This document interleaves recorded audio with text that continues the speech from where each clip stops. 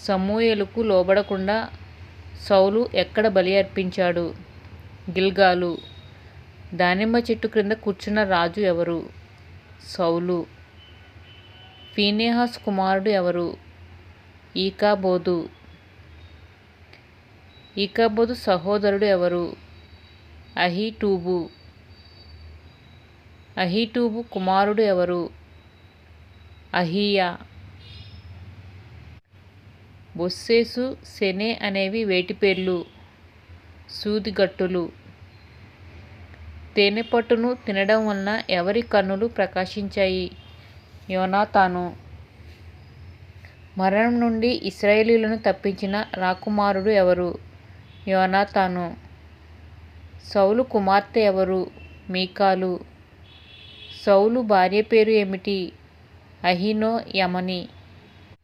అహీనోయమని తండ్రి పేరు ఏమిటి? అహిమయస్సు. సౌలు సైన్యాధిపతి ఎవరు? అబ్నేరు. అబ్నేరు తండ్రి ఎవరు? నేరు. సౌలు పినతండ్రి పేరు ఏమిటి? నేరు. సౌలు తండ్రి పేరు ఏమిటి? కీషు. అబీయేలు కుమారుల పేర్లు ఏమిటి? కీషు, నేరు.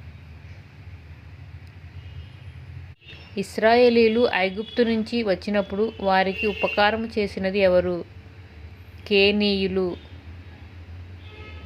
రాత్రంతా యెహోవాకు మొరపెట్టిన యాజకుడు ఎవరు? సమూయేలు. సోదె చెప్పుట అనే పాపంతో సమానమైన పాపం ఏది? తిరుగుబాటు. దేనిని చూపించుట విగ్రహమును పూజించుటతో సమానము? మూర్ఖతను. ఇశ్రాయేలులో ఒక రాజును అభిషేకించినందుకు దేవుడు దుఃఖించాడు. ఆ రాజు పేరు ఏమిటి? సౌలు. దావీదు తండ్రి ఎవరు? యెష్షయి. సౌలు ఎక్కడికి వెళ్ళి దావీదును అభిషేకించెను? బెత్లెహేము.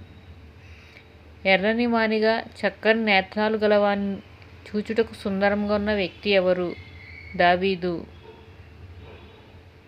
సితార బాగుగా వాయించగలవాడు ఎవరు? దావీదు. దావీదు సితార వాయించగా దురాత్మ ఎవరిని విడిచిపోయేది? సౌలును.